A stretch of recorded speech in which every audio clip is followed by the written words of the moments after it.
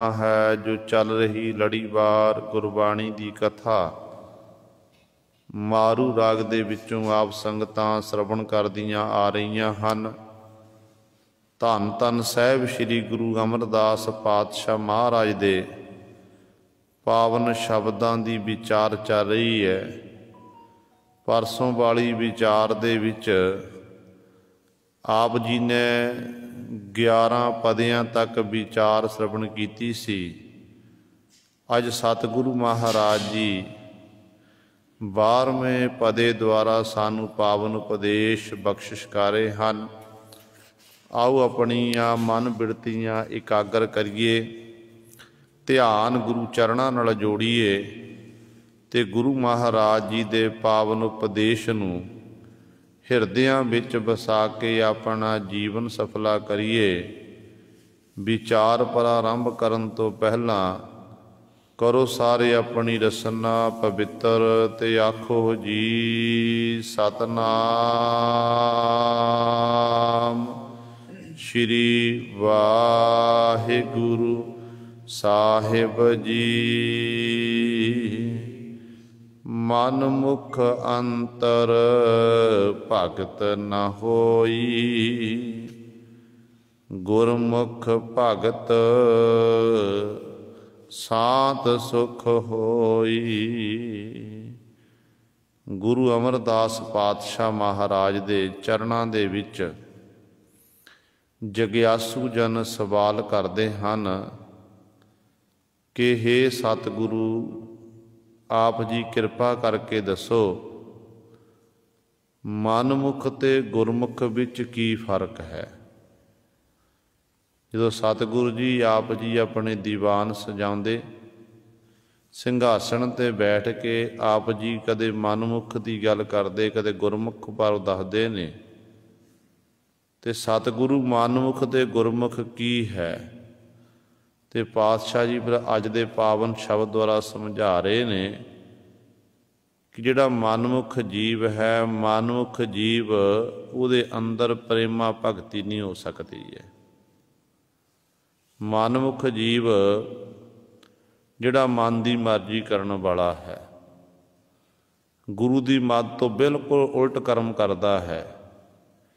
कई बारी ऐसा हो जाता है कि मनमुख जीव ने धर्म का लिबास भी पहन लैंदा है, अपने आप को धर्मी अखवांदा है, पर उस जीव के अंदर धर्म नहीं हुंदा, वो धर्म तो हीणा हुंदा है।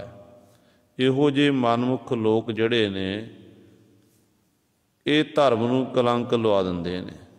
जिवें देखो चाहे हिंदू है, चाहे मुसलमान है, सिख है, ईसाई है, जैनी है, बोधी है, इत्यादि जिन्ने धर्म ने, हर एक मनुख नूं अपना अपना धर्म प्यारा है। इन्हां धर्मां दे विच कई बारी शरारती अनसर हुंदे ने जिहड़े मनमुख बिरती वाले लोग हुंदे ने। वो धर्म का सहारा लैके गलत काम करते ने ते दुनिया दे विच फिर वो जिहड़ी कौम है बदनाम हुंदी है कि फलानी कौम का बंदा सी ने फलाने ने आ काम कीता, माड़ा काम कीता है। ते इस तरह फिर सारी कौम बदनाम हुंदी है।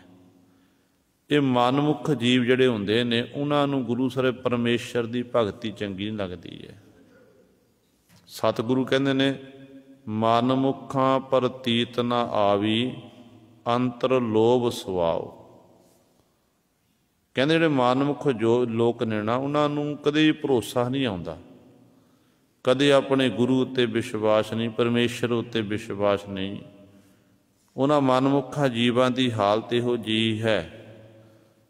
ते जिस तरह कहंदे ने जिवें हलकिया होया कुत्ता ना, कुत्ते दे अंदर लोभ लालसा हुंदी है, पदार्थवादी सोच वाला होण करके ये मनमुख जीव सारी जिंदगी इसे तरह के कर्म करता है। सतगुरु जी कहते इस तरह मनमुख जीव जिहड़ा है ये भटकना विच फसिया रहिंदा है। इनू ना दिने चैन है ना रात नूं चैन है। सतगुरु जी का फरमान कहते ज्यों कस्तूरी मिरग ना जाणै ਭ੍ਰਮ ਦਾ ਭਰਮ ਭੁਲਾਇਆ। ਮਨਮੁਖ ਜੀਵ ਇਸ ਤਰ੍ਹਾਂ ਹੈ ਜਿਵੇਂ ਕਸਤੂਰੀ ਜਿਹੜੀ ਹੈ ਉਹ ਮਿਰਗ ਦੀ ਨਾਭੀ ਵਿੱਚ ਹੁੰਦੀ ਹੈ। ਮਿਰਗ ਉਸ ਕਸਤੂਰੀ ਤੋਂ ਉਹਨੂੰ ਸੁਗੰਧੀ ਆਉਂਦੀ ਹੈ, ਖੁਸ਼ਬੂ ਆਉਂਦੀ ਹੈ, ਉਸ ਸਮੈਲ ਨੂੰ ਪ੍ਰਾਪਤ ਕਰਨ ਇੱਧਰ ਉੱਧਰ ਦੌੜਦਾ, ਭਰਮ ਦਾ ਭਟਕਣਾ ਵਿੱਚ ਫਸਿਆ ਹੁੰਦਾ ਹੈ। ਅਤੇ ਜਦੋਂ ਥੱਕ ਕੇ ਹਾਰ ਕੇ ਆਪਣੀ ਧੌਣ ਮੋੜ ਕੇ ਨਾਭੀ ਨਾਲ ਲਾਉਂਦਾ, ਫਿਰ ਪਤਾ ਲੱਗਦਾ ਹੈ ਕਿ ਜਿਸ ਕਸਤੂਰੀ ਦੀ ਭਾਲ ਵਿੱਚ ਮੈਂ ਇੱਧਰ ਉੱਧਰ ਦੌੜਿਆ ਭੱਜਿਆ ਫਿਰਦਾ ਸੀ, ਉਹ ਤਾਂ ਮੇਰੀ ਅੰਦਰ ਹੈ। ਇਸੇ ਤਰ੍ਹਾਂ ਮਨਮੁਖ ਜੀਵ ਅਨੇਕਾਂ ਪ੍ਰਕਾਰ ਦੇ ਕਰਮ ਕਾਂਡ ਕਰਦਾ ਹੈ, ਥਾਵਾਂ ਥਾਵਾਂ 'ਤੇ ਜਾ ਕੇ ਆਪਣਾ ਸੀਸ ਝੁਕਾਉਂਦਾ ਫਿਰਦਾ ਹੈ। ਪਰ ਸੱਚ ਜਾਣਿਓ, ਹਾਲਤ ਇਹੋ ਜਿਹੀ ਹੋ ਜਾਂਦੀ ਹੈ ਕਿ ਇਹਨੂੰ ਨਾਮ ਰੂਪੀ ਜਿਹੜੀ ਕਸਤੂਰੀ ਹੈ ਕਿਤੋਂ ਵੀ ਪ੍ਰਾਪਤ ਨਹੀਂ ਹੁੰਦੀ ਹੈ। ਪਰ ਉਹ ਥੱਕ ਕੇ ਹਾਰ ਕੇ ਬੈਠ ਜਾਂਦਾ। ਜਦੋਂ ਆਪਣੇ ਅੰਦਰ ਝਾਤੀ ਮਾਰ, ਜਿਵੇਂ ਹਿਰਨ ਆਪਣੀ ਨਾਭੀ ਵੱਲ ਤੱਕਦਾ ਹੈ, ਧੌਣ ਨਾਭੀ ਤੱਕ ਪਹੁੰਚਦੀ ਹੈ, ਇਸੇ ਤਰ੍ਹਾਂ ਜਦੋਂ ਜੀਵ ਫਿਰ ਆਪਣੇ ਅੰਦਰ ਝਾਤੀ ਮਾਰਦਾ, ਅੰਦਰ ਦੇਖਦਾ ਹੈ ਕਿ ਜੀਵਨ ਕਾਲ ਦੇ ਵਿੱਚ ਮੈਂ ਅੱਜ ਤੱਕ ਕੀ ਕੀ ਕੀਤਾ ਹੈ। ਮੇਰੀ ਉਮਰ 30 ਸਾਲ ਦੀ ਹੋ ਗਈ, ਮੇਰੀ ਉਮਰ 40 ਸਾਲ ਦੀ ਹੋ ਗਈ, 50 ਸਾਲ ਦੀ ਹੋ ਗਈ ਮੇਰੀ ਉਮਰ। ਮੈਂ ਇਸ ਜ਼ਿੰਦਗੀ ਵਿੱਚ ਕੀ ਅੱਜ ਤੱਕ ਕੀਤਾ ਕੀ ਹੈ। ਫਿਰ ਆਪਣੇ ਅੰਦਰ ਗੁਰੂ ਸਵਰੇ ਉਹ ਦੇਖਦਾ, ਆਪਣੇ ਅੰਦਰ ਦੇਖਦਾ ਹੈ। ਫਿਰ ਜਦੋਂ ਸਿੱਟਾ ਕੱਢਦਾ ਕਿ ਇੱਕ ਵੀ ਚੰਗਾ ਕਰਮ ਮੈਂ ਆਪਣੇ ਜੀਵਨ ਕਾਲ ਦੇ ਵਿੱਚ ਨਹੀਂ ਕੀਤਾ, ਫਿਰ ਇਹ ਪਛਤਾਉਂਦਾ, ਉਦੋਂ ਪਛਤਾਤਾਪ ਕਰਦਾ ਅਤੇ ਮਨਮੁਖ ਤੋਂ ਫਿਰ ਗੁਰਮੁਖ ਬਣਿਆ ਜਾ ਸਕਦਾ ਹੈ। ਜਦੋਂ ਮਨਮੁਖ ਜੀਵ ਅੰਤ ਵੇਲੇ ਪਛਤਾਤਾਪ ਕਰਦਾ ਅਤੇ ਗੁਰੂ ਦੀ ਜੇ ਕਿਰਪਾ ਹੋ ਜਾਵੇ, ਗੁਰੂ ਦੀ ਕਿਰਪਾ ਨਾਲ ਉਹੀ ਮਨਮੁਖ ਫਿਰ ਗੁਰਮੁਖ ਬਣ ਜਾਂਦਾ ਹੈ। ਪਰ ਸਤਿਗੁਰੂ ਇੱਥੇ ਕਹਿੰਦੇ ਜਿਹੜੇ ਮਨਮੁਖ ਜੀਵ ਨੇ ਨਾ, ਉਹਨਾਂ ਦੇ ਅੰਦਰ ਪ੍ਰੇਮਾ ਭਗਤੀ ਪੈਦਾ ਨਹੀਂ ਹੋ ਸਕਦੀ ਹੈ ਜਦੋਂ ਤੱਕ ਗੁਰੂ ਦੀ ਕਿਰਪਾ ਨਾ ਹੋਵੇ। ਇਤਿਹਾਸਕ ਹਵਾਲੇ ਸਾਨੂੰ ਬਹੁਤ ਸਾਰੇ ਮਿਲ ਜਾਂਦੇ ਨੇ। ਗੁਰੂ ਨਾਨਕ ਦੇ ਘਰ ਵਿੱਚ ਵੱਡੇ ਵੱਡੇ ਮਨਮੁਖਾਂ ਨੂੰ ਗੁਰਮੁਖ ਬਣਾ ਦਿੱਤਾ ਗਿਆ। ਧੰਨ ਗੁਰੂ ਅਰਜਨ ਦੇਵ ਮਹਾਰਾਜ ਦੀਵਾਨ ਸਜੇ ਨੇ। ਸਜੇ ਹੋਏ ਦੀਵਾਨਾਂ ਦੇ ਵਿੱਚ ਇੱਕ ਲੋਕਾਂ ਦੀ ਬਹੀਰ ਆਈ ਹੈ, ਇਕੱਠੇ ਹੋ ਕੇ ਸਤਿਗੁਰੂ ਗੁਰੂ ਅਰਜਨ ਦੇਵ ਮਹਾਰਾਜ ਨੂੰ ਆਖਣ ਲੱਗੇ ਕਿ ਪਾਤਸ਼ਾਹ ਜੀ, ਤੁਹਾਡੀ ਸੰਗਤ ਦੇ ਵਿੱਚ ਚੋਰ ਨੇ, ਚੋਰ ਬੈਠਾ ਹੋਇਆ ਹੈ। ਗੁਰੂ ਅਰਜਨ ਦੇਵ ਮਹਾਰਾਜ ਆਖਣ ਲੱਗੇ, ਕਹਿਣ ਲੱਗੇ ਗੁਰੂ ਨਾਨਕ ਦੀ ਸੰਗਤ ਦੇ ਵਿੱਚ ਸਾਰੇ ਗੁਰਮੁਖ ਪਿਆਰੇ ਆਂਦੇ, ਇੱਥੇ ਕੋਈ ਚੋਰ ਨਹੀਂ ਹੈ ਭਾਈ, ਇੱਥੇ ਰੱਬ ਦੇ ਪਿਆਰੇ ਨੇ। ਨਹੀਂ ਸਤਿਗੁਰੂ ਜੀ, ਸਾਡੀ ਚੋਰੀ ਹੋਈ ਹੈ, ਚੋਰ ਇੱਥੇ ਆ ਕੇ ਬੜੇ ਆਏ। ਧੰਨ ਗੁਰੂ ਅਰਜਨ ਦੇਵ ਮਹਾਰਾਜ ਕਹਿਣ ਲੱਗੇ, ਭਾਈ ਠੀਕ ਹੈ, ਸੰਗਤ ਬੈਠੀ ਹੋਈ ਹੈ, ਤੁਸੀਂ ਇਕੱਲੇ ਇਕੱਲੇ ਦੀ ਪਹਿਚਾਣ ਕਰ ਲਵੋ, ਜਿਹੜਾ ਤੁਹਾਨੂੰ ਚੋਰ ਜਾਪੇ ਉਹਨੂੰ ਪਕੜ ਲਿਓ। ਹੁਣ ਨਗਰ ਦੇ ਲੋਕ ਇਕੱਲੇ ਇਕੱਲੇ ਦੇ ਮੁੱਖ ਵੱਲ ਤੱਕਦੇ ਨੇ ਅਤੇ ਵਾਰ-ਵਾਰ ਦੇਖਣਾ ਕੀਤਾ ਅਤੇ ਅਖੀਰ 'ਤੇ ਕਹਿਣ ਲੱਗੇ, ਸਤਿਗੁਰੂ ਸਾਨੂੰ ਖਿਮਾ ਕਰਨੀ, ਸਾਤੋਂ ਵੱਡਾ ਗੁਨਾਹ ਹੋਇਆ ਹੈ। ਵਾਕਈ ਆਪ ਜੀ ਦੀ ਸੰਗਤ ਵਿੱਚ ਕੋਈ ਚੋਰ ਨਹੀਂ ਹੈ, ਸਾਰੇ ਰੱਬ ਦੇ ਪਿਆਰੇ ਨੇ, ਗੁਰਮੁਖ ਜਨ ਹਨ। ਤਾਂ ਖਿਮਾ ਮੰਗ ਕੇ ਇਹ ਵਾਪਸ ਮੁੜਨ ਲੱਗੇ। ਕਹਿੰਦੇ ਸੰਗਤ ਵਿੱਚ ਉਹ ਜਿਹੜਾ ਚੋਰ ਸੀ ਉੱਠਿਆ, ਉਹਨੇ ਸਤਿਗੁਰੂ ਮਹਾਰਾਜ ਦੇ ਚਰਨਾਂ 'ਚ ਮੱਥਾ ਟੇਕਿਆ, ਕਹਿਣ ਲੱਗਿਆ, ਸਤਿਗੁਰੂ ਜੀ ਮੈਂ ਹਾਂ ਚੋਰ, ਮੇਰਾ ਨਾਮ ਹੈ ਬਿਧੀ ਚੰਦ, ਮੈਂ ਸਤਿਗੁਰੂ ਜੀ ਇਹਨਾਂ ਦੀਆਂ ਮੱਝਾਂ ਚੋਰਾਂ ਚੋਰੀ ਕੀਤੀਆਂ ਹਨ। ਇਹ ਲੋਕ ਮੇਰੇ ਮਗਰ ਲੱਗੇ, ਆ ਕੇ ਬਗਰ ਦੌੜੇ, ਮੈਨੂੰ ਦੇ ਹੱਥ ਆ ਜਾਣਾ ਸੀ, ਪਰ ਮੈਂ ਜਦੋਂ ਦੇਖਿਆ ਕਿ ਸਤਿਗੁਰ ਦੇ ਦੀਵਾਨ ਸਜੇ, ਸੰਗਤ ਹੋ ਰਹੀ ਹੈ, ਮੈਂ ਅਰਦਾਸ ਬੇਨਤੀ ਕੀਤੀ, ਸੱਚੇ ਪਾਤਸ਼ਾਹ ਮੈਨੂੰ ਬਚਾਉਣਾ ਕਰੋ, ਅੱਜ ਤੋਂ ਬਾਅਦ ਮੈਂ ਇਹ ਮਾੜਾ ਕੰਮ ਨਹੀਂ ਕਰਾਂਗਾ। ਅਤੇ ਸਤਿਗੁਰੂ ਅੱਜ ਤੋਂ ਬਾਅਦ ਮੈਂ ਚੋਰੀ ਕਰਨੀ ਛੱਡੀ, ਅੱਜ ਤੋਂ ਬਾਅਦ ਮੈਂ ਤੁਹਾਡਾ ਸਿੱਖ, ਜਿਵੇਂ ਤੁਸੀਂ ਮੈਨੂੰ ਹੁਕਮ ਕਰੋਗੇ ਤੁਹਾਡੇ ਹੁਕਮ ਦੀ ਪਾਲਣਾ ਕਰਕੇ ਆਪਣੇ ਜੀਵਨ ਨੂੰ ਬਤੀਤ ਕਰਾਂਗਾ। ਤੇ ਉਹੀ ਵਿਧੀ ਚੰਦ ਤੇ ਗੁਰੂ ਪਾਤਸ਼ਾਹ ਦੀ ਬਖਸ਼ਿਸ਼ ਦਾ ਪਾਤਰ ਬਣਿਆ, ਜਿਹਦੇ ਬਾਬਤ ਸਤਿਗੁਰੂ ਨੇ ਵਰ ਦੇਣਾ ਕੀਤੇ। ਜਦੋਂ ਸਮਾਂ ਆਇਆ, ਪੱਟੀ ਦੇ ਨਵਾਬ ਨੇ ਦੁਸ਼ਾਲੇ ਖੋਹਣਾ ਕੀਤੇ ਨੇ, ਤੇ ਉਦੋਂ ਸਤਿਗੁਰੂ ਗੁਰੂ ਹਰਗੋਬਿੰਦ ਸਾਹਿਬਾਨ ਨੇ ਭੇਜਿਆ, ਭਾਈ ਸਾਡੇ ਦੁਸ਼ਾਲੇ ਲੈ ਕੇ ਆ। ਤੇ ਬਾਬਾ ਵਿਧੀ ਚੰਦ ਜੀ ਗਏ ਸਨ, ਦੁਸ਼ਾਲੇ ਲੈ ਕੇ ਆਏ। ਇੱਥੋਂ ਤੱਕ ਬਾਦਸ਼ਾਹ ਸ਼ਾਹਜਹਾਨ ਨੇ ਜੋ ਸਿੱਖ ਸਤਿਗੁਰਾਂ ਲਈ ਘੋੜੇ ਲੈ ਕੇ ਆਏ, ਦਿਲਬਾਗ ਤੇ ਗੁਲਬਾਗ ਨਾਮੇ ਘੋੜਾ, ਤੇ ਉਹ ਘੋੜੇ ਜਦੋਂ ਰਾਹ ਵਿੱਚ ਖੋਲੇ ਸਨ, ਤੇ ਉਹਨਾਂ ਘੋੜਿਆਂ ਨੂੰ ਵੀ ਗੁਰੂ ਸਵਾਰੇ ਗੁਰੂ ਪਾਤਸ਼ਾਹ ਦਰਬਾਰ ਵਿੱਚ ਪਹੁੰਚਾਇਆ ਸੀ। ਪਹਿਲਾ ਘੋੜਾ ਨਜੂਮੀ ਬਣ ਕੇ, ਘਾਈ ਬਣ ਕੇ, ਦੂਜਾ ਘੋੜਾ ਨਜੂਮੀ ਬਣ ਕੇ ਲਿਆਣਾ ਕੀਤਾ। ਤੇ ਗੁਰੂ ਹਰਗੋਬਿੰਦ ਸਾਹਿਬ ਮਹਾਰਾਜ ਦੀ ਹਜ਼ੂਰੀ ਵਿੱਚ ਪਹੁੰਚੇ ਸਨ, ਤੇ ਸਤਿਗੁਰੂ ਮਹਾਰਾਜ ਨੇ ਵਰ ਦੇਣਾ ਕੀਤਾ ਸੀ, ਕਹਿੰਦੇ ਵਿਧੀ ਚੰਦ ਸ਼ੀਨਾ ਗੁਰੂ ਕਾ ਸੀਨਾ। ਆਪਣਾ ਦਿਲ ਬਣਾ ਲਿਆ ਸਤਿਗੁਰ 'ਚ, ਐਡੀ ਵੱਡੀ ਬਖਸ਼ਿਸ਼ ਕਰ ਦਿੱਤੀ। ਸੋ ਕਹਿਣ ਦਾ ਭਾਵ ਹੈ ਕਿ ਮਨਮੁਖ ਤੋਂ ਗੁਰਮੁਖ ਬਣਿਆ ਜਾ ਸਕਦਾ ਹੈ ਜੇ ਗੁਰੂ ਦੀ ਕਿਰਪਾ ਹੋ ਜਾਵੇ, ਜੇ ਗੁਰੂ ਦੀ ਰਹਿਮਤ ਹੋ ਜਾਵੇ, ਫਿਰ ਗੁਰਮੁਖ ਬਣਿਆ ਜਾ ਸਕਦਾ ਹੈ। ਪਰ ਕਈ ਵਾਰੀ ਐਸਾ ਵੀ ਹੁੰਦਾ ਹੈ ਕਿ ਸਾਰੀ ਜ਼ਿੰਦਗੀ ਗੁਰੂ ਘਰਾਂ ਦੇ ਵਿੱਚ ਰਹਿੰਦਿਆਂ ਲੰਘ ਜਾਂਦੀ ਹੈ। ਗੁਰੂ ਪਾਤਸ਼ਾਹ ਦੇ ਸਾਹਿਬਾਂ ਦੇ ਦੀਦਾਰ, ਦਰਸ਼ਨ ਦੀਦਾਰੇ ਵੀ ਕਰਦੇ ਨੇ, ਪਰ ਜੀਵ ਆਪਣੀ ਮਨਮੁਖ ਬਿਰਤੀ ਨੂੰ ਤਿਆਗਦਾ ਨਹੀਂ। ਕਾਰਨ ਕੀ ਹੈ ਕਿ ਗੁਰਬਾਣੀ ਨੂੰ ਸੁਣਦਾ ਵੀ ਹੈ, ਗੁਰਬਾਣੀ ਨੂੰ ਪੜ੍ਹਦਾ ਵੀ ਹੈ, ਤੇ ਗੁਰਬਾਣੀ ਦੇ ਉੱਤੇ ਵਿਸ਼ਵਾਸ ਨਹੀਂ ਕਰਦਾ। ਜਦੋਂ ਤੱਕ ਸਾਡਾ ਵਿਸ਼ਵਾਸ ਨਹੀਂ ਬਣਦਾ, ਬਾਬਾ ਵਿਧੀ ਚੰਦ ਜਦੋਂ ਦੁਸ਼ਾਲੇ ਲੈ ਕੇ ਆਏ, ਘੋੜੇ ਲੈ ਕੇ ਆਏ ਨੇ, ਤੇ ਬਾਬਾ ਵਿਧੀ ਚੰਦ ਸਤਿਗੁਰੂ ਉੱਤੇ, ਸਤਿਗੁਰ ਦੀ ਬਾਣੀ ਉੱਤੇ ਵਿਸ਼ਵਾਸ ਸੀ। ਇਤਿਹਾਸਕ ਹਵਾਲੇ ਜਦੋਂ ਪੜ੍ਹਦੇ ਹਾਂ ਆਪਾਂ, ਪਤਾ ਲੱਗਦਾ ਹੈ ਕਿ ਇੱਕ ਪੰਕਤੀ ਪੜ੍ਹਦੇ ਸਨ, ਇਹ ਗੁਰ ਮੇਰਾ ਸੰਗ ਸਦਾ ਹੈ ਨਾਲੇ, ਸਿਮਰ ਸਿਮਰ ਤਿਸ ਸਦਾ ਸੰਭਾਲੇ।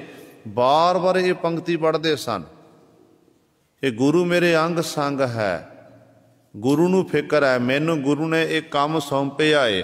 ਗੁਰੂ ਪਾਤਸ਼ਾਹ ਘੋੜੇ ਲੈ ਕੇ ਆਣੇ, ਦੁਸ਼ਾਲੇ ਲੈ ਕੇ ਆਣੇ, ਇਹ ਕੰਮ ਮੈਂ ਕਰਾਂਗਾ, ਗੁਰੂ ਨੇ ਆਪ ਹੀ ਕਰਾਉਣਾ ਏ, ਤੇ ਗੁਰੂ ਮੇਰੇ ਅੰਗ ਸੰਗ ਵਰਤਦਾ ਹੈ। ਤੇ ਵਿਸ਼ਵਾਸ ਸੀ ਸਾਹਿਬਾਂ ਦੇ ਉੱਤੇ। ਜੇਕਰ ਗੁਰੂ ਸਾਹਿਬ ਪਠਿਆਰਾ ਆਖਦਾ ਕਿ ਮੇਰੇ ਕੋਲ ਤਾਂ ਇਹ ਬਲ ਦਾ ਭੱਠ ਹੀ ਹੈ, ਹੋਰ ਮੇਰੇ ਕੋਲ ਲੁਕਣ ਲਈ ਕੋਈ ਥਾਂ ਨਹੀਂ ਹੈ, ਤੇ ਬਾਬਾ ਵਿਧੀ ਚੰਦ ਸਤਿਗੁਰੂ ਮਹਾਰਾਜ ਦੇ ਹੁਕਮ ਦੀ, ਸਤਿਗੁਰੂ ਨੂੰ ਯਾਦ ਕਰਕੇ ਨਾ ਪੰਕਤੀ ਪੜ੍ਹ ਕੇ, ਗੁਰ ਮੇਰਾ ਸੰਗ ਸਦਾ ਹੈ ਨਾਲੇ, ਸਿਮਰ ਸਿਮਰਤ ਸਦਾ ਸੰਭਾਲੇ। ਫਿਰ ਇਹ ਬਚਨ ਯਾਦ ਕੀਤੇ, ਮੇਰਾ ਗੁਰੂ ਕਹਿੰਦਾ ਏ ਕਿ ਗੁਰ ਕਾ ਬਚਨ ਬਸੈ ਜੀ ਨਾਲੇ, ਜਲ ਨਹੀਂ ਡੂਬੈ ਤਸਕਰ ਨਹੀਂ ਲੇਵੈ, ਭਾਹੇ ਨਾ ਸਾਕੈ ਜਾਲੇ। ਕਿ ਅੱਗ ਸਾੜ ਨਹੀਂ ਸਕਦੀ ਹੈ, ਪਾਣੀ ਡੋਬ ਨਹੀਂ ਸਕਦਾ ਹੈ, ਚੋਰ ਚੋਰੀ ਨਹੀਂ ਕਰ ਸਕਦਾ ਹੈ।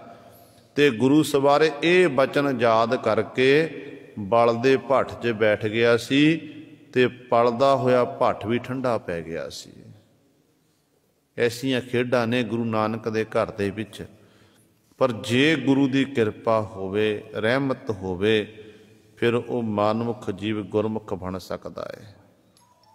ਤੇ ਸਤਿਗੁਰੂ ਇੱਥੇ ਉਸ ਮਨਮੁਖ ਦੀ ਗੱਲ ਕਰਦੇ ਨੇ ਜਿਹਨੂੰ ਸਾਹਿਬਾਂ ਦੀ ਬਾਣੀ ਚੰਗੀ ਨਹੀਂ ਲੱਗਦੀ, ਜਿਹਨੂੰ ਸਤ ਸੰਗਤ ਚੰਗੀ ਨਹੀਂ ਲੱਗਦੀ ਹੈ, ਜਿਹਨੇ ਕਦੇ ਵੀ ਆਪਣੇ ਮੁੱਖੋਂ ਵਾਹਿਗੁਰੂ ਨਹੀਂ ਆਖਣਾ ਕੀਤਾ।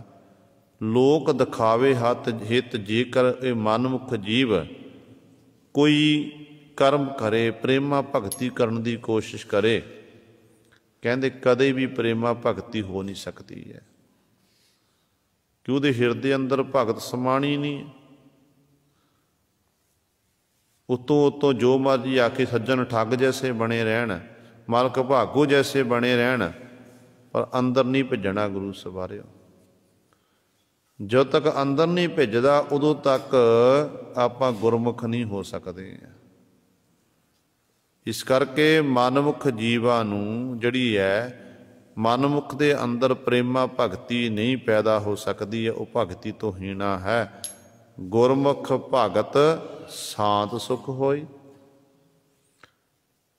ਦੂਜੇ ਪਾਸੇ ਪਾਤਸ਼ਾਹ ਹੁਣ ਗੁਰਮੁਖ ਦੀ ਗੱਲ ਕਹੇ। ਗੁਰਮੁਖ ਹੈ, ਗੁਰਮੁਖ ਦੇ ਹਿਰਦੇ ਅੰਦਰ ਪ੍ਰੇਮਾ ਭਗਤੀ ਹੈ। ਉਹ ਮੁੱਖੋਂ ਜਦੋਂ ਵਾਹਿਗੁਰੂ ਵਾਹਿਗੁਰੂ ਆਖਦਾ, ਰਸਨਾ ਨਾਲ ਬਾਣੀ ਪੜ੍ਹਦਾ ਹੈ, ਬਾਣੀ ਪੜ੍ਹਦਿਆਂ ਉਹਨੂੰ ਸ਼ਾਂਤੀ ਮਿਲਦੀ ਹੈ, ਉਹਨੂੰ ਫਿਰ ਸੁੱਖ ਹੋਈ, ਉਹਨੂੰ ਸੁੱਖ ਨਸੀਬ ਹੁੰਦਾ ਹੈ। ਕਿਉਂ ਗੁਰਮੁਖ ਦਾ ਜੀਵਨ ਹੀ ਐਸਾ ਹੈ। ਗੁਰਮੁਖ ਜਿਹੜਾ ਹੈ ਅੱਠੇ ਪਹਿਰ ਪ੍ਰਭੂ ਦੀ ਰਜਾ ਵਿੱਚ ਰਹਿ ਕੇ ਆਪਣੇ ਜੀਵਨ ਨੂੰ ਬਤੀਤ ਕਰਦਾ, ਕਦੇ ਵੀ ਆਪਣੇ ਸਾਹ ਨੂੰ ਗੁਰੂ ਸਵਰੇ ਬਿਰਥ ਨਹੀਂ ਜਾਣ ਦਿੰਦਾ ਹੈ। ਇਸ ਕਰਕੇ ਗੁਰਮੁਖ ਜਨ ਪ੍ਰੇਮਾ ਭਗਤੀ ਕਰਦੇ ਨੇ, ਨਾਮ ਜਪਦੇ ਹਨ, ਉਹਨਾਂ ਨੂੰ ਫਿਰ ਸੁੱਖ ਪ੍ਰਾਪਤ ਹੁੰਦਾ ਹੈ। ਉਹ ਸਦੀਵੀ ਕਾਲ ਦਾ ਸੁੱਖ ਮਾਣਦੇ ਹਨ। ਉਹਨਾਂ ਦਾ ਅੰਦਰ ਸ਼ਾਂਤ ਹੋ ਜਾਂਦਾ ਹੈ। ਸ਼ਾਂਤ ਕਿਵੇਂ ਹੁੰਦਾ ਹੈ? ਕਿਉਂਕਿ ਉਹਨਾਂ ਦੇ ਅੰਦਰ ਤ੍ਰਿਸ਼ਨਾ ਅਤੇ ਵਿਕਾਰਾਂ ਦੀ ਜਿਹੜੀ ਅੱਗ ਹੈ ਨਾ, ਇਹ ਖਤਮ ਹੋ ਜਾਂਦੀ ਹੈ। ਪਦਾਰਥਵਾਦੀ ਸੋਚ ਮੁੱਕ ਜਾਂਦੀ ਹੈ। ਉਹ ਤਾਂ ਇਹੀ ਕਹਿੰਦੇ ਨੇ ਕਿ ਕਿਣਕਾ ਏਕ ਜਿਸ ਜੀਵ ਵਸਾਵੈ, ਤਾਂ ਕੀ ਮਹਿਮਾ ਗਨੀ ਨ ਆਵੈ। ਕਾਂਖੀ ਏਕੈ ਦਰਸ ਤੁਹਾਰੋ, ਨਾਨਕ ਉਨ ਸੰਗ ਮੋਹਿ ਉਧਾਰੋ। ਕਹਿੰਦੇ ਪਰਮਾਤਮਾ ਕਿਰਪਾ ਕਰ, ਤੁਹਾਡੀ ਸਤਿਗੁਰੂ ਤੁਹਾਡੀ ਬਾਣੀ ਕਹਿੰਦੀ ਹੈ, ਜਿਹਦੇ ਅੰਦਰ ਇੱਕ ਕਿਣਕਾ ਮਾਤਰ ਨਾਮ ਵਸ ਜਾਵੇ, ਉਹਦੀ ਮਹਿਮਾ ਨਹੀਂ ਕਥਨ ਕੀਤੀ ਜਾ ਸਕਦੀ ਹੈ। ਤੇ ਮਾਲਕ ਜੀ ਸਾਡੇ ਅੰਦਰ ਵੀ ਇਹ ਕਿਣਕਾ ਮਾਤਰ ਨਾਮ ਵਸਾ, ਤਾਂ ਕਿ ਅਸੀਂ ਵੀ ਆਠੇ ਪਹਿਰ ਆਪ ਜੀ ਦੇ ਗੁਣ ਗਾਇਨ ਕਰ ਸਕੀਏ। ਇਸ ਤਰ੍ਹਾਂ ਉਹਨਾਂ ਦਾ ਜਿਹੜਾ ਹਿਰਦਾ ਹੈ, ਜਿਹੜੇ ਆਪਣੀ ਰਸਨਾ ਦੇ ਨਾਲ ਪਰਮਾਤਮਾ ਦੇ ਗੁਣ ਗਾਇਨ ਕਰਦੇ ਨੇ। ਦੇਖੋ ਸੁਖਮਨੀ ਸਾਹਿਬ ਦੀ ਵਾਹਿਗੁਰੂ ਟੋਡੀ ਰਾਗ ਵਿੱਚ ਆਪਾਂ ਸਤਿਗੁਰ ਦੇ ਬਚਨ ਪੜ੍ਹਦੇ ਹਾਂ ਕਿ ਰਸਨਾ ਗੁਣ ਗੋਪਾਲ ਨਿਧ ਗਾਇਣ, ਸ਼ਾਂਤ ਸਹਿਜ ਰਹਿਸ ਮਨ ਉਪਜਿਓ, ਸਗਲੇ ਦੁਖ ਪਲਾਇਣ। ਗੁਰੂ ਪਾਤਸ਼ਾਹ ਕਹਿੰਦੇ ਜਦੋਂ ਭਾਈ ਜਿਹੜੇ ਜੀਵ ਆਪਣੀ ਰਸਨਾ ਦੇ ਨਾਲ ਉਸ ਪਰਮੇਸ਼ਰ ਦੇ ਗੁਣਾਂ ਦਾ ਗਾਇਨ ਕਰਦੇ ਹਨ, ਗੁਣਾਂ ਦਾ ਨਿੱਧ ਜੋ ਖਜ਼ਾਨਾ ਪਰਮੇਸ਼ਰ ਹੈ, ਉਹਦੀ ਇਸਤਤ ਕਰਦੇ, ਉਹਦੀ ਵਡਿਆਈ ਕਰਦੇ ਹਨ। ਉਹਦੀ ਵਡਿਆਈ ਕਰਨਾ ਪ੍ਰਾਪਤ ਕੀ ਹੁੰਦਾ? ਪਾਤਸ਼ਾਹ ਕਹਿੰਦੇ ਸ਼ਾਂਤ, ਪਹਿਲੀ ਗੱਲ ਹੈ ਸ਼ਾਂਤੀ ਮਿਲ ਜਾਂਦੀ ਹੈ। ਉਹਦਾ ਮਨ ਭਟਕਣਾ ਵਿੱਚ ਨਹੀਂ ਰਹਿੰਦਾ, ਇੱਧਰ ਉੱਧਰ ਨਹੀਂ ਦੌੜਦਾ। ਦੂਜੀ ਸ਼ਾਂਤ ਸਹਿਜ, ਸਹਿਜ ਕਹਿੰਦੇ ਨੇ ਆਤਮ ਅਡੋਲਤਾ ਵਾਲੀ ਅਵਸਥਾ। ਡਿਗੈ ਨ ਡੋਲੈ ਤਨ ਕਾਹੇ ਕੋ ਡਰਾਏ, ਚਰਨ ਕਮਲ ਚਿਤ ਰਹਿਓ ਸਮਾਏ। ਇਹੋ ਜਿਹੀ ਅਵਸਥਾ ਬਣ ਜਾਂਦੀ ਹੈ।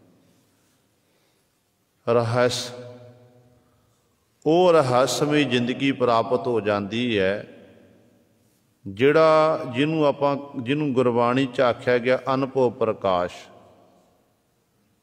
ਕਿ ਕਦੇ ਵੀ ਉਹ ਪ੍ਰਕਾਸ਼ ਜਿਹੜਾ ਅਨੁਭਵ ਪ੍ਰਕਾਸ਼ ਜਿਹੜਾ ਹੋਣਾ, ਅਮਿਓ ਚੱਲੇ ਝਰਨੇ, ਉਹ ਕਦੇ ਵੀ ਭੰਗ ਨਹੀਂ ਹੁੰਦਾ ਹੈ।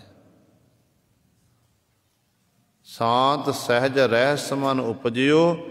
ਤੇ ਚੌਥਾ ਹੈ ਸਗਲੇ ਦੁਖ ਪਲਾਇਣ।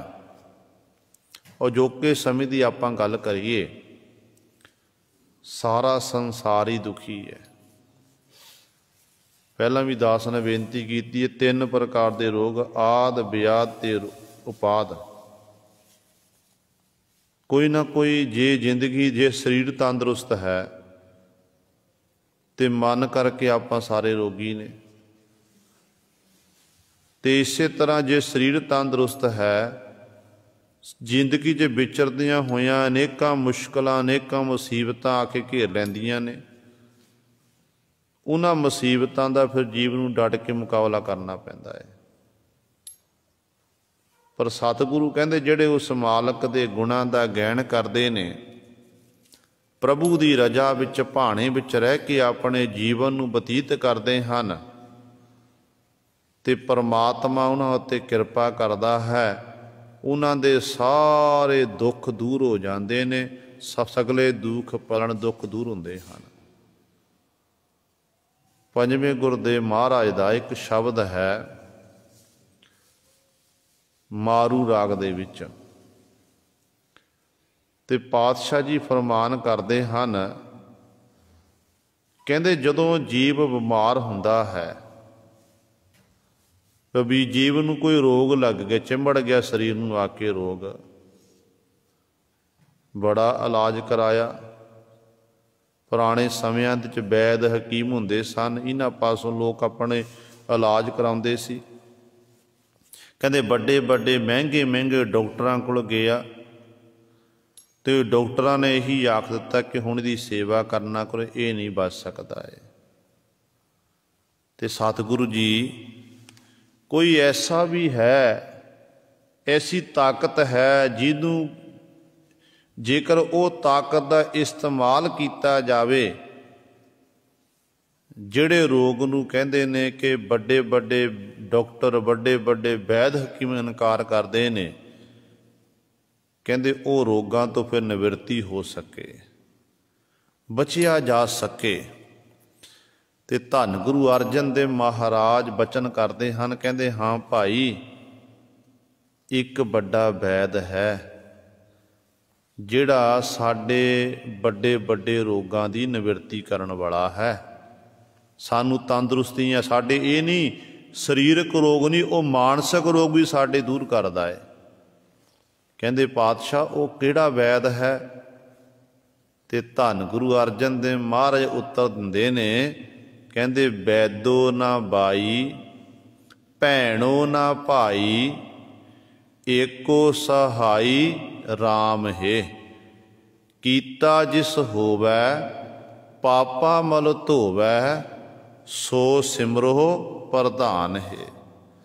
ਕਹਿੰਦੇ ਨਾ ਕੋਈ ਵੈਦ, ਵੱਡੇ ਵੱਡੇ ਕਹਿੰਦੇ ਵੈਦ ਹਕੀਮ ਇਤਿਆਦਿਕ, ਨਾ ਵੈਦ ਦੀ ਦਵਾ, ਨਾ ਭੈਣ ਨਾ ਭਰਾ, ਕਹਿੰਦੇ ਇਹਨਾਂ ਵਿੱਚੋਂ ਕੋਈ ਵੀ ਤੇਰੀ ਸਹਾਇਤਾ ਕਰਨ ਵਾਲਾ ਨਹੀਂ ਹੈ। ਜਦੋਂ ਇਹਨਾਂ ਤੋਂ ਤੇਰਾ ਮੂੰਹ ਮੁੜ ਗਿਆ ਕਿ ਸੋਚ ਲੈ ਕਿ ਇਹ ਮੇਰੀ ਸਹਾਇਤਾ ਕਰਨ ਵਾਲੇ ਨਹੀਂ, ਕਹਿੰਦੇ ਫਿਰ ਪਰਮੇਸ਼ਰ ਦਾ ਆਸਰਾ ਤੱਕ ਲਵੀਂ, ਵਾਹਿਗੁਰੂ ਦਾ ਆਸਰਾ ਤੱਕੀ। ਤੇ ਵਾਹਿਗੁਰੂ ਦੇ ਚਰਨਾਂ 'ਚ ਬੇਨਤੀ ਕਰੀ ਕਿ ਮਾਲਕ ਜੀ, ਕਾ ਕੀ ਮਾਈ, ਕਾ ਕੋ ਬਾਪ, ਨਾਮ ਤਾਰੀਕ, ਝੂਠੇ ਸਭ ਸਾਗ। ਇਹ ਸਾਰੇ ਝੂਠੇ ਨੇ, ਤੇ ਮਾਲਕ ਮੇਰਾ ਤਾਂ ਤੂੰ ਹੀ ਹੈ, ਮੇਰੀ ਕਿਰਪਾ ਕਰੋ, ਬਿਪਤਾ ਦੇ ਸਮੇਂ ਮੇਰੀ ਬਾਂਹ ਫੜਨਾ ਕਰੋ। ਕਹਿੰਦੇ ਜਦੋਂ ਇਸ ਤਰ੍ਹਾਂ ਬੇਨਤੀ ਕੀਤੀ ਪਾਤਸ਼ਾਹ, ਕਹਿੰਦੇ ਫਿਰ ਉਸ ਮਾਲਕ ਨੇ ਆਪ ਸਹਾਇਤਾ ਕਰਨੀ, ਆਪ ਮਾਲਕ ਨੇ ਬਾਂਹ ਪਕੜਨੀ ਹੈ। ਉਹ ਮਾਲਕ ਰਹਿੰਦਾ ਕਿੱਥੇ ਹੈ? ਫਿਰ ਸਤਿਗੁਰੂ ਅਗਲਾ ਸਵਾਲ ਕਰਤਾ, ਕਹਿੰਦੇ ਮਾਲਕ ਜੀ ਉਹ ਪਰਮੇਸ਼ਰ, ਸਤਿਗੁਰੂ ਜੀ ਉਹ ਪਰਮੇਸ਼ਰ ਸਹਾਇਤਾ ਕਰਨ ਵਾਲਾ, ਪਰਮੇਸ਼ਰ ਬਾਂਹ ਪਕੜਨ ਵਾਲਾ, ਵੱਡੇ ਵੱਡੇ ਰੋਗਾਂ ਤੋਂ ਸਾਨੂੰ ਮੁਕਤ ਕਰਨ ਵਾਲਾ ਏ, ਉਹ ਰਹਿੰਦਾ ਕਿੱਥੇ ਹੈ? ਤਾਂ ਪਾਤਸ਼ਾਹ ਅਗਲੀ ਪੰਕਤੀ ਉੱਤਰ ਦਿੰਦੇ ਨੇ, ਕਹਿੰਦੇ ਨੇ ਘਟ ਘਟ ਵਾਸੀ ਸਰਬ ਨਿਵਾਸੀ, ਅਸਥਰ ਜਾ ਕਾ ਥਾਨ ਹੈ। ਉਹ ਘਟ ਘਟ ਵਿੱਚ ਦਾ ਵਾਸਾ, ਮਨੁੱਖ ਵਿੱਚ ਵੀ ਹੈ, ਪਸ਼ੂ ਵਿੱਚ ਵੀ ਹੈ, ਕੀੜੇ ਮਕੌੜੇ ਦੇ ਵਿੱਚ, ਹਾਥੀ ਦੇ ਵਿੱਚ ਵੀ ਹੈ, ਹਰ ਇੱਕ ਥਾਂ ਦੇ ਵਿੱਚ, ਪੂਰੀ ਬਨਸਪਤੀ ਵਿੱਚ ਹੈ। ਉਸ ਦਾ ਘਟ ਘਟ ਵਿੱਚ ਵਾਸਾ ਹੈ, ਸਾਰੀਆਂ ਥਾਵਾਂ 'ਤੇ ਰਹਿ ਰਿਹਾ ਹੈ। ਉਹਦਾ ਜਿਹੜਾ ਥਾਂ ਹੈ ਅਚਲ ਹੈ, ਕਦੇ ਵੀ ਚਲਾਏਮਾਨ ਨਹੀਂ ਹੈ। ਆਪਾਂ ਸਾਰੇ ਜੰਮਦੇ ਹਾਂ, ਮਰਦੇ ਹਾਂ, ਫਿਰ ਜੰਮਦੇ ਫਿਰ ਮਰਦੇ ਹਾਂ, ਇਹ ਸਿਲਸਿਲਾ ਲਗਾਤਾਰ ਜਾਰੀ ਸਫ਼ਰ ਦੇ ਵਿੱਚ ਹਾਂ। ਪਰ ਪਰਮਾਤਮਾ ਗੁਰੂ ਸਵਾਰਿਓ, ਉਹਦਾ ਥਾਂ ਅਚਲ ਹੈ, ਕਦੇ ਵੀ ਖਤਮ ਹੋਣ ਵਾਲਾ ਨਹੀਂ ਹੈ। ਪਾਤਸ਼ਾਹ ਕਹਿੰਦੇ ਘਟ ਘਟ ਵਾਸੀ ਸਰਬ ਨਿਵਾਸੀ, ਅਸਥਰ ਜਾ ਕਾ ਥਾਨ ਹੈ। ਆਵੈ ਨਾ ਜਾਵੈ, ਸੰਗੇ ਸਮਾਵੈ। ਕਹਿੰਦੇ ਨਾ ਉਹ ਜਨਮ ਲੈ ਕੇ ਆਉਂਦਾ, ਨਾ ਮਰ ਕੇ ਜਾਂਦਾ ਹੈ, ਜੰਮਣ ਮਰਨ ਤੋਂ ਰਹਿਤ ਹੈ। ਸਾਰਿਆਂ ਦੇ ਨਾਲ ਅੰਗ ਸੰਗ ਉਹ ਵਰਤ ਰਿਹਾ ਹੈ। ਜਿੱਥੇ ਵੀ ਜੀਵ ਹੈ, ਹਰ ਇੱਕ ਜੀਵ ਦੇ ਉਹ ਨਾਲ ਹੈ, ਬਿਲਕੁਲ ਅੰਗ ਸੰਗ ਹੈ।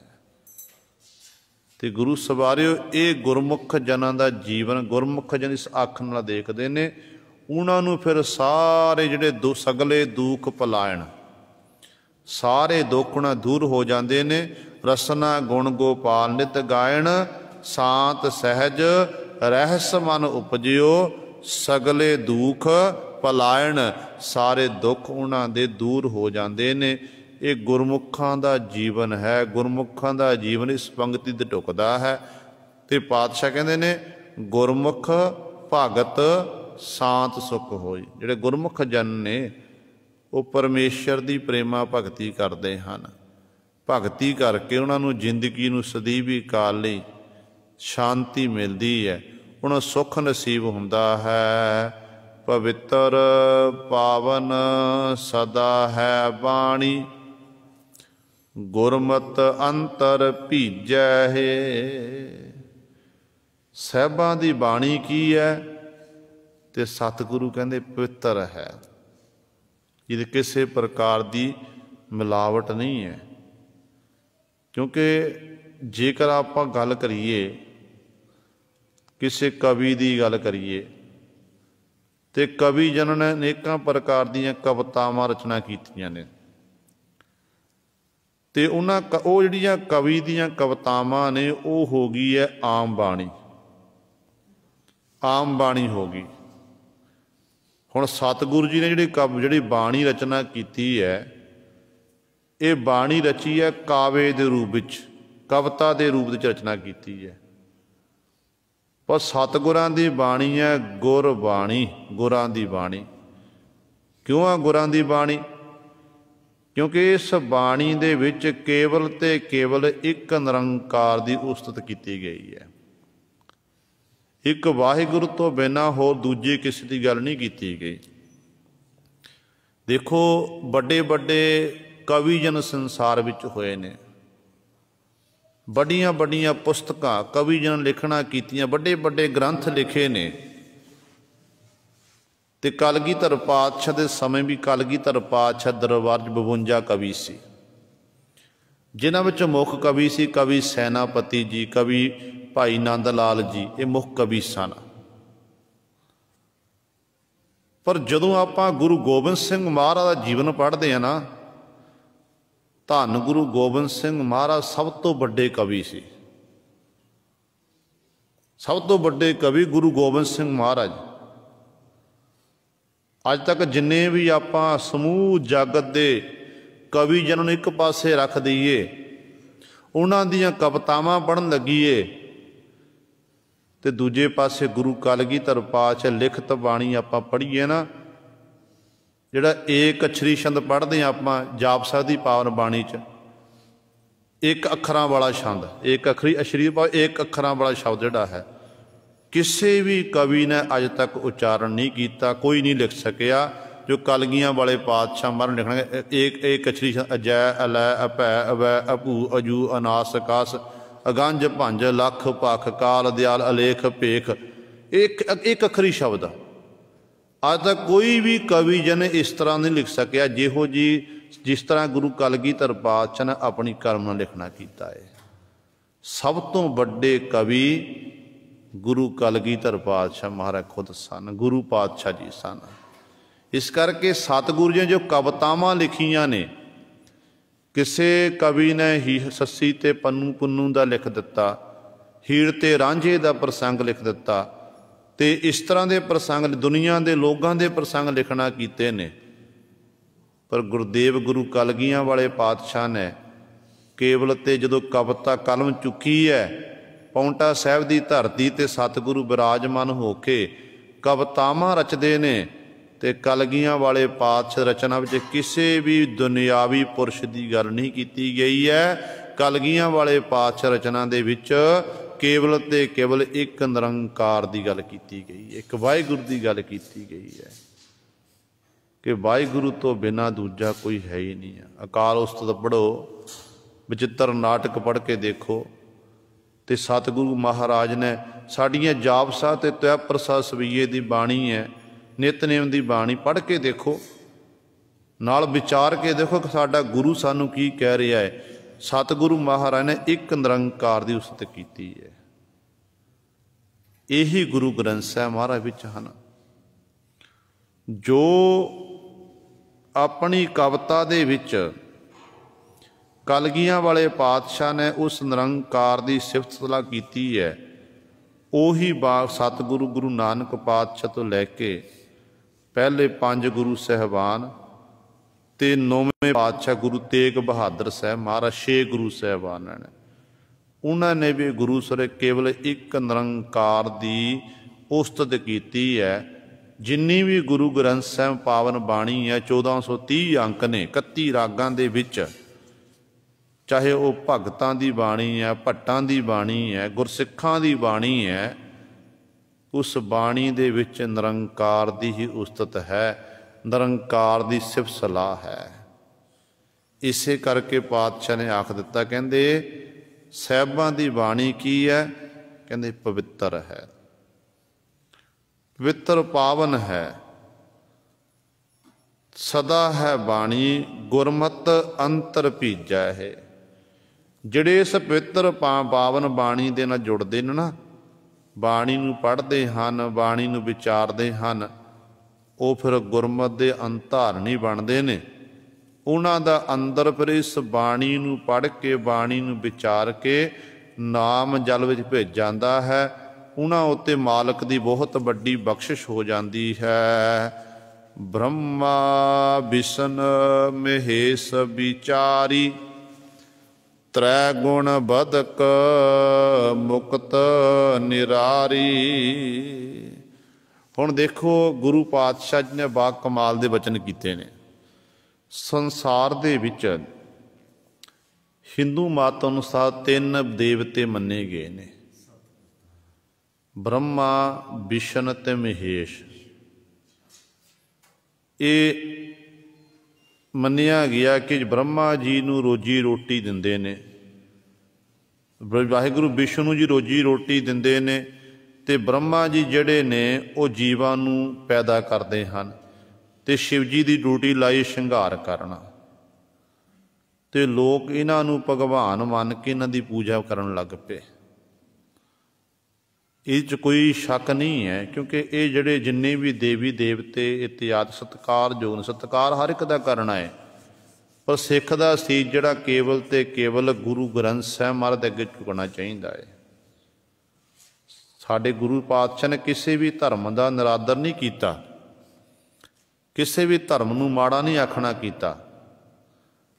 जे कोई पंडित सी ते सतगुरु कहंदे तू पंडित है, तू विद्वान है, तू उस तरह के कर्म कर, तू अपने धर्म विच परपक्क रह, लोक दिखावे वाले काम ना करना कर।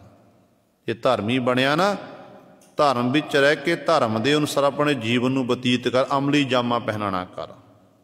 जो कोई मुसलमान है तो मुसलमानों नूं भी सतगुरु ने 5 निवाजा वक्त 5 पंजे पंजा नाउ सतगुरु ने शब्द उच्चारण किए ने कि तुहानूं मुबारक है, तुसीं 5 समय खुदा नूं याद करदे। पर यह नहीं कि 5 समय खुदा नूं याद कर लिया बाद च भुल गए, नहीं।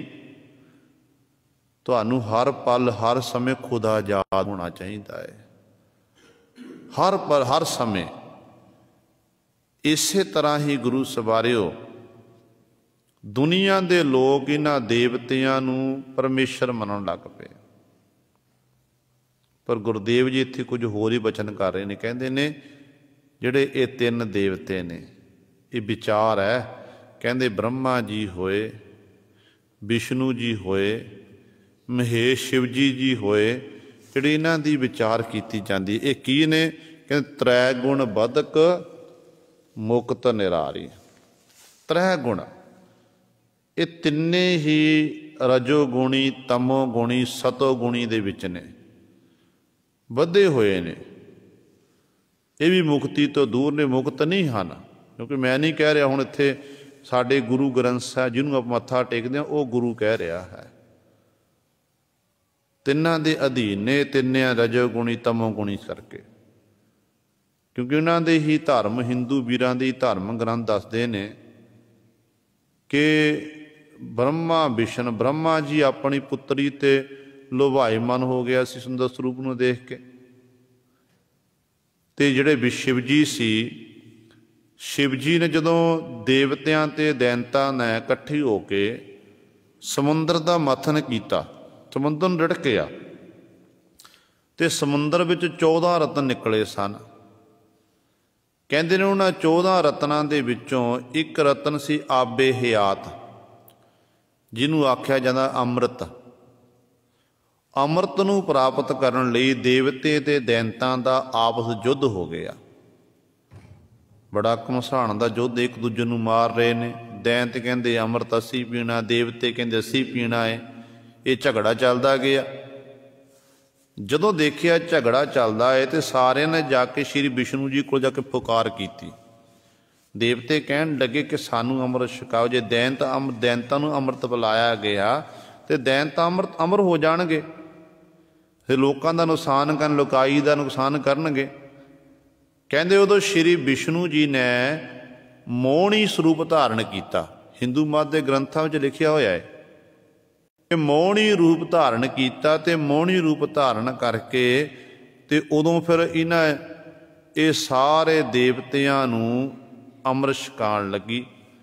ਜਦੋਂ ਅੰਮ੍ਰਿਤ ਛਕਾ ਰਹੇ ਨੇ, 2 ਦੈਂਤ ਸੀ ਰਾਹੂ ਤੇ ਕੇਤੂ, ਜਿਹਦੇ ਬਾਬਤ ਪੰਡਤ ਲੋਕ ਨੇ ਰਾਹੂ ਕੇਤੂ ਦਾ ਸਹਾਰਾ ਲੈ ਕੇ ਹੀ ਆਪਣੀ ਰੋਜੀ ਰੋਟੀ ਚਲਾਉਂਦੇ ਨੇ। ਜਿਨ੍ਹਾਂ ਦੇ ਬਾਬਤ ਇਹ ਕਹਾਵਤ ਇਹ ਕਹਿੰਦੇ ਹੁੰਦੇ ਨੇ ਕਿ ਰਾਹੂ ਕੇਤੂ ਬੈਲ ਹਮਾਰੇ, ਸਾੜ ਸਤੀ ਹੈ ਖੇਤੀ, ਪੱਤਰੀ ਹਮਾਰੀ ਬੜੀ ਸ਼ਿਕਾਰਨ, ਮਾਲ ਲਿਆਵੈ ਛੇਤੀ।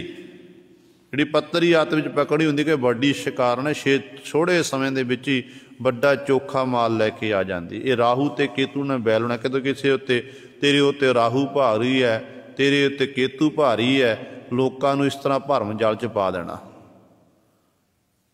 ਤੇ ਇਸ ਤਰ੍ਹਾਂ ਹੀ ਇਹਨਾਂ ਨੇ ਜਦੋਂ ਕਹਿੰਦੇ ਨੇ ਅੰਮ੍ਰਿਤ ਪਾਨ ਕਰਾ ਰਹੀ ਹੈ ਮੋਹਣੀ ਰੂਪ ਧਾਰਨ ਕਰਕੇ, ਤੇ ਰਾਹੂ ਕੇਤੂ ਦੈਂਤ ਵਿੱਚ ਬੈਠੇ ਸਨ। ਉਹ ਵੱਖਰਾ ਵਿਸ਼ਾ ਹੈ। ਸੋ ਕਹਿਣ ਦਾ ਭਾਵ ਹੈ ਕਿ ਮੋਹਣੀ ਰੂਪ ਧਾਰਨ ਕੀਤਾ, ਦੇਵਤਿਆਂ ਨੂੰ ਅੰਮ੍ਰਿਤ ਛਕਾਇਆ ਗਿਆ ਤੇ शिव जी ने ਮੋਹਣੀ ਰੂਪ ਦੇਖਣਾ ਕੀਤਾ। ਬੜਾ ਸੁੰਦਰ, ਇੰਨਾ ਸੁੰਦਰ ਰੂਪ ਸੀ ਕਿ शिव जी ਤੋਂ ਆਪਣੇ ਉੱਤੇ ਕੰਟਰੋਲ ਨਹੀਂ ਹੋ ਸਕਿਆ। ਕਹਿੰਦੇ ਨੇ ਉਦੋਂ शिव जी ਫਿਰ ਇਸ ਮੋਹਣੀ ਰੂਪ ਨੂੰ ਦੇਖ ਕੇ ਮਗਰ ਦੌੜਦਾ ਰਿਹਾ ਤੇ ਇਹੋ ਜਿਹੀ ਹਾਲਤ ਹੋ ਗਈ ਸੀ। ਪਹਾੜਾਂ ਦੇ ਵਿੱਚ ਆਪਣਾ ਸਿਰ ਨੂੰ ਅੰਦਰ ਬੰਦ ਕੀਤਾ ਗਿਆ, ਫਿਰ ਇਹਦੇ ਉੱਤੇ ਕੰਟਰੋਲ ਹੋਇਆ ਸੀ। ਤੇ ਇਸੇ ਤਰ੍ਹਾਂ ਜਿਹੜਾ ਵਿਸ਼ਨੂੰ ਹੈ ਉਹ ਵੀ ਨਹੀਂ ਬਚ ਸਕਿਆ। ਕਹਿੰਦੇ ਨੇ ਇੱਕ ਜਲੰਧਰ ਨਾਮੇ ਦੈਂਤ ਹੋਇਆ। ਜਲੰਧਰ ਨਾਮੇ ਦੈਂਤ ਦਾ ਸ਼੍ਰੀ ਵਿਸ਼ਨੂੰ ਜੀ ਨਾਲ ਮੁਕਾਬਲਾ ਹੋਇਆ ਤੇ ਮੁਕਾਬਲੇ ਦੇ ਵਿੱਚ ਜਲੰਧਰ ਦੈਂਤ ਸ਼੍ਰੀ ਵਿਸ਼ਨੂੰ ਜੀ ਤੋਂ ਹਾਰਦਾ ਨਹੀਂ ਸੀ। ਪਤਾ ਕੀਤਾ ਕਿ ਕੀ ਕਾਰਨ ਹੈ ਕਿ ਇੰਨਾ ਜੰਗ ਯੁੱਧ ਕੀਤਾ, ਮੇਰੇ ਪਾਸੋਂ ਇਹ ਹਾਰ ਹੀ ਨਹੀਂ ਰਿਹਾ ਹੈ। ਅੱਜ ਤੱਕ ਵੱਡੇ ਆਏ ਨੇ, ਮੈਂ ਆਪਣੇ ਹੱਥੀਂ ਹਰਾਣਾ ਕੀਤੇ ਨੇ, ਇਹ ਕਿਉਂ ਨਹੀਂ ਹਾਰਦਾ। ਪਤਾ ਕੀਤਾ ਕਿ ਇਹਦੀ ਜਿਹੜੀ ਘਰ ਵਾਲੀ ਹੈ ਆਪਣੇ ਧਰਮ ਵਿੱਚ ਪਰਪੱਕ ਹੈ, ਪਤੀਵਤ ਧਰਮ ਵਿੱਚ ਉਹਦੀ ਸ਼ਕਤੀ ਨੂੰ ਮਿਲ ਰਹੀ, ਜਿਸ ਕਰਕੇ ਇਹ ਹਾਰ ਨਹੀਂ ਰਿਹਾ ਹੈ। ਤੇ ਉਦੋਂ ਗੁਰੂ ਸਵਾਰੇ ਫਿਰ ਵਿਸ਼ਨੂੰ ਜੀ ਨੇ ਕਹਿੰਦੇ ਇਸ ਜਲੰਧਰ ਦੈਨ ਦੀ ਘਰ ਵਾਲੀ ਦਾ ਸਤ ਭੰਗ ਕੀਤਾ ਸੀ, ਜਿੱਥੋਂ ਫਿਰ ਇਹ ਵੀ ਦਾਗੀ ਹੋ ਗਿਆ। ਤੇ ਸਤਿਗੁਰੂ ਮਹਾਰਾਜ ਇਸ ਕਰਕੇ ਕਹਿ ਰਹੇ ਨੇ, ਕਹਿੰਦੇ ਚਾਹੇ ਬ੍ਰਹਮਾ ਹੈ, ਚਾਹੇ ਵਿਸ਼ਨੂੰ ਹੈ, ਚਾਹੇ ਮਹੇਸ਼ ਹੈ, ਵਿਚਾਰ ਕੇ ਦੇਖੋ ਭਾਈ, ਇਹ 3 ਗੁਣ ਵਧਕ 3 ਗੁਣਾਂ ਕਰਕੇ ਬੰਧੇ ਹੋਏ ਨੇ। ਮੁਕਤ ਨਿਰਾਰੀ, ਮੁਕਤੀ ਤੋਂ ਕਹਿੰਦੇ ਇਹ ਖਾਲੀ ਰਹਿ ਗਏ ਨੇ, ਕੋਈ ਮੁਕਤ ਨਹੀਂ ਹੋ ਰਿਹਾ। ਇਹ ਆਪ ਕਹਿੰਦੇ ਜਿਹੜੇ ਆਪ ਮੁਕਤ ਨਹੀਂ ਕਹਿ ਹੋ ਸਕਦੇ, ਦੂਜਿਆਂ ਨੂੰ ਕਹਿੰਦੇ ਮੁਕਤ ਕਿਵੇਂ ਕਰ ਸਕਦੇ ਨੇ। ਸਤਿਕਾਰਯੋਗ ਨੇ, ਭਜਨ ਬੰਦਗੀ ਕੀਤੀ ਹੈ, ਪਰਮੇਸ਼ਰ ਨੇ ਡਿਊਟੀਆਂ ਲਾਈਆਂ ਹੋਈਆਂ ਨੇ, ਪਰ ਪਰਮੇਸ਼ਰ ਨਹੀਂ ਹਨ। ਪਰਮੇਸ਼ਰ ਕੇਵਲ ਤੇ ਕੇਵਲ ਇੱਕ ਹੈ, ਅਕਾਲ ਪੁਰਖ ਵਾਹਿਗੁਰੂ। ਤੇ ਇਸ ਕਰਕੇ ਪਾਤਸ਼ਾਹ ਜੀ ਇੱਥੇ ਫਰਮਾਨ ਕਰਦੇ ਹਨ, गुरमुख ज्ञान एको है जाता, आंदिन नाम रवीजै हे। अगली पंक्ति सतगुरु जी बख्शिश करदे ने, गुरमुख जन हन उन्हां दे अंदर ज्ञान प्राप्त हुंदा, उन्हां दे अंदर अनुभव प्रकाश हो जाता है। उस अनुभव प्रकाश के राही एको है जाता, सारियां थावां ते एक परमेश्वर वाहिगुरू नूं वो जाता जाणदे हन ते अन दिन दिन रात उस मालक दा ही जस उच्चारण करदे हन। उहदे गुणां नूं रवीजदे, गुणां नूं उहदे मालक दे गुणां दी वडियाई करदे, उस्तत करदे हन। रसना नूं कदे अजाई नहीं जाण दिंदे, रसना नाल कदे वो फिक्के बोल नहीं बोलते, कौड़ा बोल नहीं बोलते। ਕੰਨਾਂ ਦੇ ਰਾਹੀਂ ਗੁਰੂ ਸਰ ਕਿਸੇ ਨਿੰਦਿਆ ਚੁਗਲੀ ਨਹੀਂ ਸੁਣਦੇ ਹਨ। ਉਹ ਦਿਨ ਰਾਤ ਉਸ ਮਾਲਕ ਦਾ ਨਾਮ ਹੀ ਉਚਾਰਦੇ ਹਨ, ਮਾਲਕ ਦਾ ਜਸ ਕਰਦੇ ਹਨ। ਇਸ ਤਰ੍ਹਾਂ ਦਾ ਗੁਰਮੁਖਾਂ ਦਾ ਇਹ ਜੀਵਨ ਹੁੰਦਾ ਹੈ। ਵੇਦ ਪੜ੍ਹੇ ਹਰ ਨਾਮ ਨ ਬੂਝੈ, ਮਾਇਆ ਕਾਰਨ ਪੜ੍ਹ ਪੜ੍ਹ ਲੂਝੈ। ਹੁਣ ਸਤਿਗੁਰੂ ਮਹਾਰਾਜ ਉਹਨਾਂ ਪੰਡਤ ਲੋਕਾਂ ਦੀ ਗੱਲ ਕਰਦੇ ਨੇ, ਜਿਹੜੇ ਪੰਡਤ ਲੋਕ ਧਰਮ ਗ੍ਰੰਥਾਂ ਦਾ ਸਹਾਰਾ ਲੈ ਕੇ ਆਪਣੀ ਰੋਜੀ ਰੋਟੀ ਚਲਾ ਰਹੇ ਨੇ, ਪਰ ਆਪ ਗੁਰੂ ਸਵਾਰਿਓ ਅਮਲ ਨਹੀਂ ਕਰ ਰਹੇ ਹਨ। ਹੁਣ ਇੱਥੇ ਇਹ ਨਹੀਂ ਕਿ ਕੇਵਲ ਪੰਡਤਾਂ ਲਈ ਆਖਿਆ ਗਿਆ। ਜੇ ਅਜੋਕੇ ਸਮੇਂ ਵਿੱਚ ਅੱਜ ਗੁਰੂ ਸਾਹਿਬਾਨ ਜੀ ਸਰੀਰਕ ਤੌਰ 'ਤੇ ਹੁੰਦੇ, ਹਾਲਾਂਕਿ ਗੁਰੂ ਗ੍ਰੰਥ ਸਾਹਿਬ ਮਹਾਰਾਜ ਜਾਗਤ ਜੋਤ ਹਨ, ਜਗਦੀ ਜੋਤ ਨੇ। ਜੇ ਅਜੋਕੇ ਸਮੇਂ ਪਾਤਸ਼ਾਹ ਗੁਰੂ ਸਾਹਿਬਾਨ ਜੀ ਸਰੀਰਕ ਤੌਰ 'ਤੇ ਸੰਸਾਰ ਵਿੱਚ ਹੁੰਦੇ ਨਾ, ਤੇ ਸਤਿਗੁਰੂ ਜੀ ਨੇ ਸਾਡੇ ਵੱਲ ਦੇਖ ਕੇ, ਜਿਹੜੇ ਆਪਣੇ ਆਪ ਨੂੰ ਧਰਮੀ ਅਖਵਾਉਂਦੇ ਨੇ, ਉਹਨਾਂ ਵੱਲ ਦੇਖ ਕੇ ਸਤਿਗੁਰੂ ਜੀ ਨੇ ਸਾਡੇ ਪ੍ਰਥਾਈ ਵੀ ਇਸ ਤਰ੍ਹਾਂ ਦੀ ਬਾਣੀ ਉਚਾਰਨ ਕਰ ਦੇਣੀ ਸੀ। ਬਾਣੀ ਦਾ ਸਹਾਰਾ ਲੈਂਦੇ ਆ, ਬਾਣੀ ਨੂੰ ਪੜ੍ਹਦੇ ਆ, ਪਰ ਬਾਣੀ ਉੱਤੇ ਵਿਸ਼ਵਾਸ ਨਹੀਂ ਕਰਦੇ। ਪੰਡਤ ਕਹਿੰਦੇ ਇਸ ਤਰ੍ਹਾਂ, ਕਹਿੰਦੇ ਵੇਦ ਪੜ੍ਹੈ, ਵੇਦਾਂ ਨੂੰ ਪੜ੍ਹਦਾ ਤੇ ਹਰ ਨਾਮ ਨਾ ਬੂਝੈ, ਪਰ ਹਰੀ ਪਰਮਾਤਮਾ ਦੇ ਨਾਂ ਨੂੰ ਬੁੱਝਿਆ ਜਾਣਦਾ ਨਹੀਂ ਹੈ। ਧਾਰਮਿਕ ਗ੍ਰੰਥ ਪੜ੍ਹਦਾ ਹੈ, ਸਤਿਗੁਰਾਂ ਦੀ ਬਾਣੀ ਪੜ੍ਹਦਾ ਹੈ, ਪਰ ਜੋ ਸਤਿਗੁਰੂ ਮਹਾਰਾਜ ਕਹਿ ਰਹੇ ਨੇ, ਸਤਿਗੁਰੂ ਤਾਂ ਕਹਿੰਦੇ ਨੇ ਕਿ ਸਿੱਖਾ ਤੂੰ ਉੱਠ, ਅੰਮ੍ਰਿਤ ਵੇਲੇ ਉੱਠ ਕੇ ਨਾਮ ਜਪ, ਬੰਦਗੀ ਕਰ, ਅਤੇ ਜੋ ਉੱਠਣ ਦਾ ਸਮਾਂ ਹੁੰਦਾ ਤੇ ਉਦੋਂ ਸੌ ਜਾਂਦਾ ਹੈ। ਸਤਿਗੁਰੂ ਕਹਿੰਦਾ ਸਿੱਖਾ ਕਦੇ ਵੀ ਇਹ ਝੂਠ ਨਹੀਂ ਬੋਲਣਾ ਹੈ, ਪਰ ਵਾਰ-ਵਾਰ ਝੂਠ ਬੋਲ ਰਿਹਾ ਹੈ। ਸਤਿਗੁਰੂ ਕਹਿ ਰਹੇ ਸਿੱਖਾ ਕਿ ਕਿਸੇ ਦਾ ਹੱਕ ਨਹੀਂ ਮਾਰਨਾ ਹੈ, ਅਤੇ ਗੁਰੂ ਸਵਾਰੇ ਗੁਰਬਾਣੀ ਪੜ੍ਹ ਕੇ ਰੋਜ਼ਾਨਾ ਪੜ੍ਹਦੇ ਸਾਡੇ ਕੰਨਾਂ 'ਚ ਪੈਂਦੀ ਹੈ ਕਿ ਹੱਕ ਪਰਾਇਆ ਨਾਨਕ ਸੂਰਸ ਗਾਏ, ਗੁਰ ਪੀਰ ਹਮ ਤਾਂ ਭਰੇ ਜਾਂ ਮੁਰਦਾਰ ਨਾ ਖਾਏ। ਜਦੋਂ ਪਰ ਆਪਣਾ ਕਾਰੋਬਾਰ ਕਰਦਾ, ਵਿਹਾਰ ਕਰਦਾ ਏ, ਅਤੇ ਉਦੋਂ ਫਿਰ ਗੁਰੂ ਭੁੱਲ ਜਾਂਦਾ, ਅਤੇ ਉਦੋਂ ਪਰਾਏ ਦਾ ਹੱਕ ਵੀ ਮਾਰ ਲੈਂਦਾ ਹੈ ਤਾਂ ਸਿੱਖ ਨੇ ਨਾ। ਅਤੇ ਪੰਡਤਾਂ ਵਿੱਚ ਸਾਡੇ ਵਿੱਚ ਕੀ ਫਰਕ ਰਹਿ ਗਿਆ? ਫਿਰ ਪੰਡਤਾਂ ਨੂੰ ਆਖਿਆ ਕਿ ਪੜ੍ਹ ਪੁਸਤਕ ਸੰਧਿਆ ਬਾਦੰ, ਸਿਲ ਪੂਜਸ ਬਗਲ ਸਮਾਦੰ, ਮੁਖ ਝੂਠ ਵਿਭੂਖਣ ਸਾਰੰ, ਤ੍ਰੈਪਾਲ ਤੇ ਹਾਲ ਵਿਚਾਰੰ, ਗਲ ਮਾਲਾ ਤਿਰਕਲ ਲਾਟੰ, ਦੋ ਧੋਤੀ ਬਸਤਰ ਕਮਾਟੰ। ਜੇ ਕਹਿੰਦੇ ਇਸ ਤਰ੍ਹਾਂ ਦੋ ਧੋਤੀਆਂ ਰੱਖ ਲਈ, ਇੱਕ ਮੋਢੇ ਉੱਤੇ ਰੱਖ ਕੇ ਕਹਿੰਦੇ ਪਹਿਨਦਾ ਹੈ। ਜੇ ਜਾਣਸ ਬ੍ਰਹਮ ਕਰਮ ਸਭ ਫੋਕਟ ਨਿਸ਼ਚੋ ਕਰਮੰ, ਕਹੋ ਨਾਨਕ ਨਿਸ਼ਚੋ ਧਿਆਵੈ, ਬਿਨ ਸਤਿਗੁਰ ਬਾਟ ਨਾ ਪਾਵੈ। ਪੰਡਤਾਂ ਨੂੰ ਆਖਿਆ, ਪਰ ਗੁਰੂ ਸਹੁਰੇ ਉਹੋ ਜਿਹਾ ਜੀਵਨ ਅੱਜ ਸਾਡਾ ਵੀ ਹੋ ਰਿਹਾ ਹੈ। ਕਈ ਵਾਰੀ ਆਮ ਤੌਰ 'ਤੇ ਘਰਾਂ ਵਿੱਚ ਦੇਖਿਆ ਜਾਂਦਾ ਹੈ, ਘਰ ਵਿੱਚ ਕੋਈ ਖੁਸ਼ੀ ਹੈ, ਗਮੀ ਹੈ, ਖੁਸ਼ੀ ਦੇ ਸਮਾਗਮ ਨੇ, ਗੁਰੂ ਗ੍ਰੰਥ ਸਾਹਿਬ ਮਹਾਰਾਜ ਦੇ ਮੁਬਾਰਕ ਚਰਨ ਘਰ ਦੇ ਵਿੱਚ ਪਵਾ ਕੇ ਬਾਣੀ ਦਾ ਓਟ ਆਸਰਾ ਲੈਣਾ ਮੁਬਾਰਕ ਹੈ। ਬਾਣੀ ਦਾ ਸਹਾਰਾ ਲੈਣਾ ਸਿੱਖ ਦਾ ਪਹਿਲਾ ਕੰਮ ਇਹੀ ਹੈ। ਸਿੱਖ ਨੇ ਆਪਣਾ ਕੋਈ ਕਾਰਜ ਕਰਨਾ, ਆਪਣੇ ਗੁਰੂ ਨੂੰ ਚੇਤੇ ਕਰਨਾ ਹੈ, ਖੁਸ਼ੀ ਹੋਵੇ ਗਮੀ ਹੋਵੇ। ਗੁਰਬਾਣੀ ਦਾ ਸਹਾਰਾ ਲੈ ਲਿਆ, ਗੁਰਬਾਣੀ ਪੜ੍ਹਨ ਲੱਗ ਪਿਆ। ਖੰਡ ਪਾਠ, ਸਹਿਜ ਪਾਠ, ਸੁਖਮਨੀ ਸਾਹਿਬ ਦਾ ਪਾਠ ਕਰਵਾਇਆ। ਸੁਖਮਨੀ ਸਾਹਿਬ ਦਾ ਪਾਠ ਕਰਵਾ ਕੇ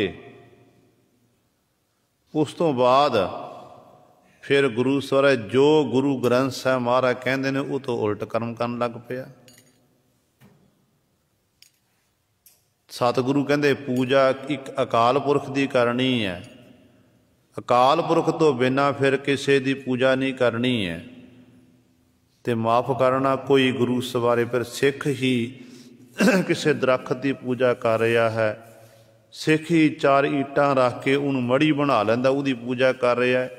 ਫਿਰ ਦੱਸੋ ਕਿੱਥੇ ਆ ਸਾਨੂੰ ਗੁਰੂ ਪਾਤਸ਼ਾਹ ਦੀ ਖੁਸ਼ੀਆਂ ਮਿਲਣੀਆਂ ਨੇ? ਸਾਡੇ ਗੁਰੂ ਪਾਤਸ਼ਾਹ ਨੇ ਇਹ ਸਾਨੂੰ ਰੋਕਿਆ, ਕਹਿੰਦੇ ਇੱਕ ਸਿੱਖ ਸ਼ਬਦ ਦਾ ਉਪਾਸ਼ਕ ਹੈ, ਸ਼ਬਦ ਦੀ ਆਰਾਧਨਾ ਕਰਨ ਵਾਲਾ ਸਿੱਖ। ਸ਼ਬਦ ਤੋਂ ਬਿਨਾਂ ਸਿੱਖ ਹੋਰ ਕਿਸੇ ਨੂੰ ਮੰਨਣ ਵਾਲਾ ਨਹੀਂ ਹੈ। ਤੇ ਇਸ ਕਰਕੇ ਗੁਰੂ ਸਰੇ ਲੋਕ ਦਿਖਾਵਾ ਨਹੀਂ ਕਰਨਾ। ਜੋ ਗੁਰੂ ਪਾਤਸ਼ਾਹ ਮਹਾਰਾਜ ਨੇ ਸਾਨੂੰ ਹੁਕਮ ਕੀਤਾ ਏ, ਗੁਰਬਾਣੀ ਅਨੁਸਾਰ ਆਪਾਂ ਆਪਣੇ ਜੀਵਨ ਨੂੰ ਬਤੀਤ ਕਰਨਾ ਹੈ। ਫਿਰ ਗੁਰੂ ਕਲਗੀਆਂ ਵਾਲੇ ਪਾਤਸ਼ਾਹ ਗੁਰੂ ਗ੍ਰੰਥ ਸਾਹਿਬ ਮਹਾਰਾਜ ਸਾਨੂੰ ਖੁਸ਼ੀਆਂ ਨਸੀਬ ਹੋਣੀਆਂ ਨੇ। ਕਹਿੰਦੇ ਵੇਦ ਪੜ੍ਹੇ ਹਰ ਨਾਮ ਨਾ ਬੂਝੈ। ਕਹਿੰਦੇ ਵੇਦ ਸ਼ਾਸਤਰ ਤਾਂ ਪੜ੍ਹਦਾ ਪਰ ਹਰੀ ਦਾ ਨਾਮ ਨਹੀਂ ਪੁੱਛਦਾ। ਆਪਾਂ ਪੜ੍ਹਦੇ ਹਾਂ ਭਗਤ ਜੀ ਦੇ ਬਚਨ ਕਿ ਕਿਆ ਪੜ੍ਹੀ ਹੈ, ਕਿਆ ਗੁਣੀ ਹੈ, ਕਿਆ ਵੇਦ ਪੁਰਾਨਾ ਸੁਣੀਐ। ਪੜ੍ਹੇ ਸੁਨੇ ਕਿਆ ਹੋਈ, ਜੋ ਸਹਿਜ ਨ ਮਿਲਿਓ ਸੋਈ। ਹਰ ਕਾ ਨਾਮ ਨ ਜਪ ਸਗਬਾਰਾ, ਕਿਆ ਸੋਚ ਹੈ ਬਾਰੰਬਾਰਾ। ਕਹਿੰਦੇ ਹੇ ਗਵਾਰ ਬੇਸਮਝ ਜੀਵ, ਤੂੰ ਹਰੀ ਦਾ ਨਾਮ ਤਾਂ ਜਪਦਾ ਨਹੀਂ।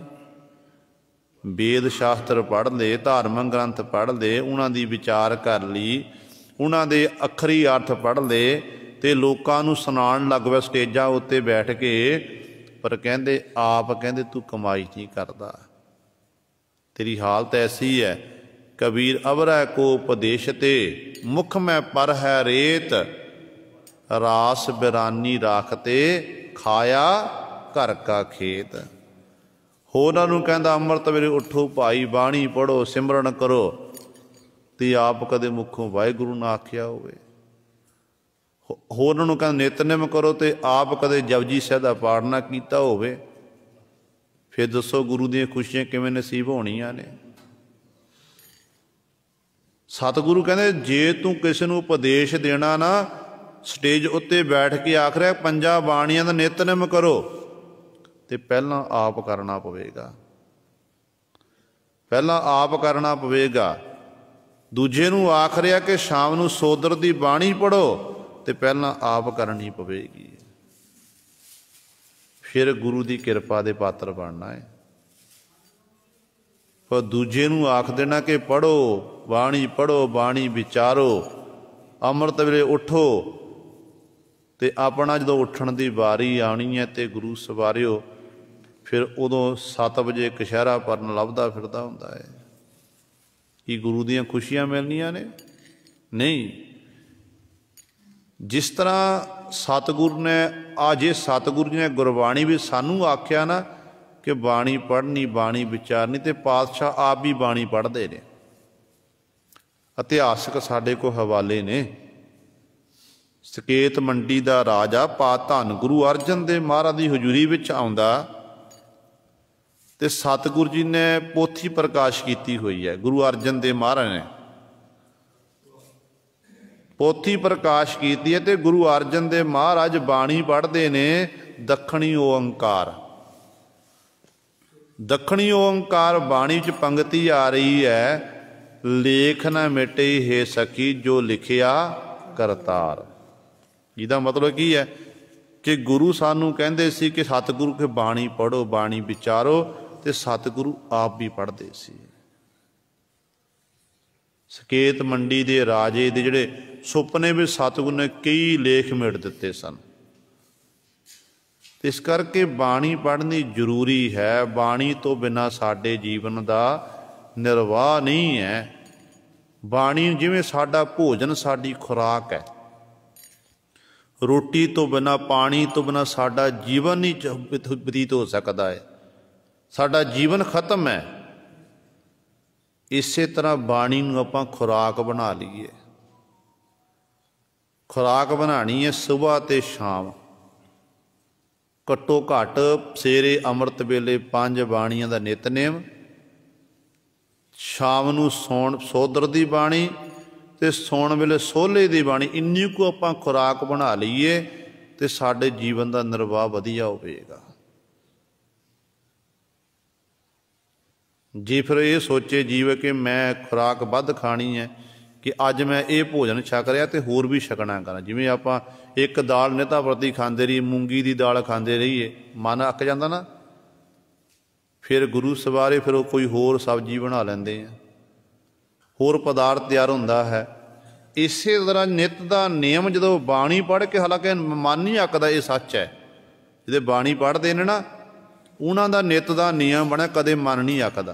पर हाँ तो वो जिमें साडा भोजन खुराक खांदियां होइयां जिहदे मन करदा कि अज आ खाना करा, इस तरह फिर जब 5 बाणी का नितनेम करांगे, सुखनी साहिब नाल गुरु सर आपां सोदर की बाणी पढ़ांगे, फिर मन च एक दिन विचार आवेगी, चलो मना अज मैं सुखनी साहिब का पाठ करके देखा, अज मैं सुखनी साहिब का पाठ करके देखा।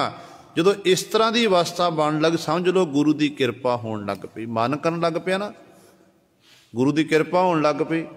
अज मैं सुखनी का पाठ करा, गुरु की किरपा हो रही है। अज मैं आसा की वार का मैं पाठ करा, गुरु की किरपा हो रही है। फिर मन किया कि मना इन्ना चिर हो गया गुरु ग्रंथ साहिब मत्था टेकदियां नूं, कड़ाह प्रसाद दीयां देगां भी बड़ियां करा लीआं, बड़ियां अरदासां कर लीआं, गुरु पातशाह दे चरणां च रुमाला सतगुर दे उत्ते पिया हुंदा, मत्था टेक के परिक्रमा करके कथा कीर्तन सुन के मैं अपने घर वापस चलिया जांदा। चलो मना मैं पढ़ के तो देखा मेरे गुरु ग्रंथ साहिब महाराज मैनूं की कह रहे ने, की कह रहे ने मेरे गुरु ग्रंथ साहिब महाराज। ते पोथी प्रकाश हो गई, गुरु की किरपा हो गई, घर च पोथी प्रकाश होनी भी गुरु की किरपा है। फिर पै 2 अंक पढ़े, 4 पढ़े, 10 पढ़े, नितापति पढ़ता गया। एक दिन ऐसा आया कि पूर्ण गुरु ग्रंथ साहिब महाराज के दर्शन दीदारे हो गए, असल दर्शन दीदारे, असल दर्शन दीदारे गुरु सर यही है। ये नहीं कि पर ये भी मत्था टेकना प्रवान है पातशाह, पर असल जे दीदार करने ने, गुरु नाल गल्लां बातां करनियां ने, तो सानू एक ओंकार तो लैके 18, 10, 20 तक साहिबां दी बाणी पढ़नी पवेगी, बाणी विचारनी पवेगी। फिर सतगुरु साडे उत्ते किरपा करनगे। ते पातशाह कहंदे ने क्या सोच है बारंबारा, कहंदे बार बार हर का नाम ना जपस गवारा, क्या सोच है बारंबारा, अंधियारे दीपक चही है, एक वस्त अगोचर लही है, वस्त अगोचर पाई, घट दीपक रहा समाई, कह कबीर मन मानिया, मन मानिया तो हर जानिया। तो मन मान जाता फिर उदों हरि नूं जानिया जा सकता है। घर विच वस्तु पई हुई है, हनेरा है, हनेरे नूं दूर पहला सानू अंदर लाइट जगानी, दीवा जगाना पवेगा, फिर असीं छुपी हुई वस्तु लभ सकते हैं। इस तरह गुरु सवारियो सानू अपने अंदर ज्ञान का दीवा जगाना पवेगा। जो ज्ञान का दीवा जग गया तो असी फिर अपने अंदरों ही उस मालिक प्रभु परमात्मा प्राप्त कर लवांगे। ये गुरु सवारे पातशाह ने कृपा की है। 13 बंदा तक साधन विचार करवाई है, बाकी 3 बंद बाकी हैं। ये विचार आपां कल वाले दीवाना विच करांगे। होइयां भुलां चुकां दी खिमा। आओ अगलियां पंक्तियां पढ़ के फतेह बुलाइए। वेद पढ़ है